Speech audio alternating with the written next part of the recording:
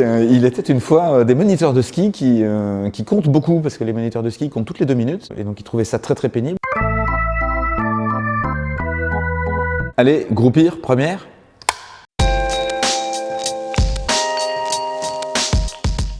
Je suis Sébastien Trevet, j'ai un âge respectable et j'ai fondé Groupir il y a 3 ans avec 3 associés. Groupir, ce sont des solutions qui permettent de faciliter l'encadrement des groupes de personnes. L'idée étant de dire on va digitaliser le comptage, qui est une tâche que tous les encadrants de groupe font.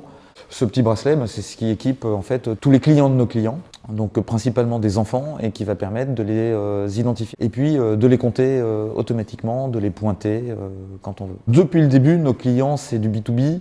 Ce sont des gens qui soit accueillent des groupes, soit gèrent des groupes. Des gens comme Unibail Rodamco qui gèrent des centres commerciaux. On travaille avec pas mal de mairies et puis avec le groupe Transdev autour des problématiques de ramassage scolaire.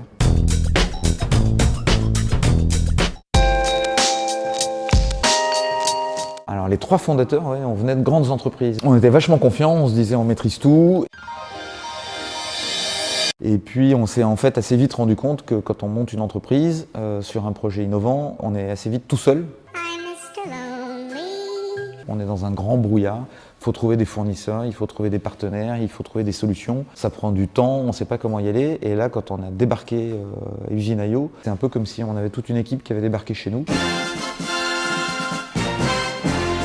C'était top. Chez Usine.io, d'abord il y a de la bienveillance. On va construire la spécification du produit en étant accompagné, en étant conseillé. C'est complètement inverse par rapport à ce qu'on peut voir dans un bureau d'études. Ça nous a permis de développer des choses un peu compliquées qu'on aurait mis très longtemps à développer, qui nous auraient coûté très très cher. Parce qu'on n'était pas capable de les spécifier correctement, et donc de pouvoir là pour le coup itérer sur des maquettes avant de passer à un premier proto fonctionnel. Alors le bracelet, c'est le 2e produit qu'on a fait. C'était notre plus grosse problématique, la mécanique sur ce petit bracelet.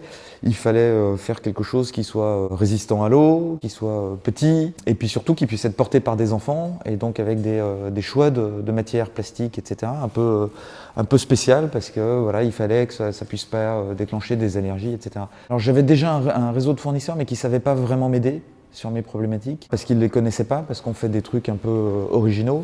Usine.io nous a aidé à aider nos propres fournisseurs. Alors, on a construit 3 protos qu'on tournait pendant 6 mois chez des clients, qui ont bien marché, qui étaient différents les uns des autres, parce qu'il y a eu le premier proto qui était tout nouveau. Après, on a fait des améliorations, et le 3e était super bien réussi.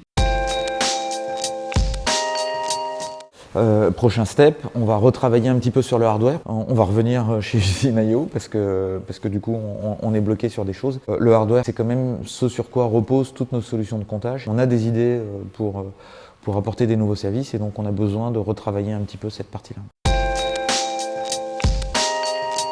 Moi je suis ravi, je suis un grand fan d'Usine.io.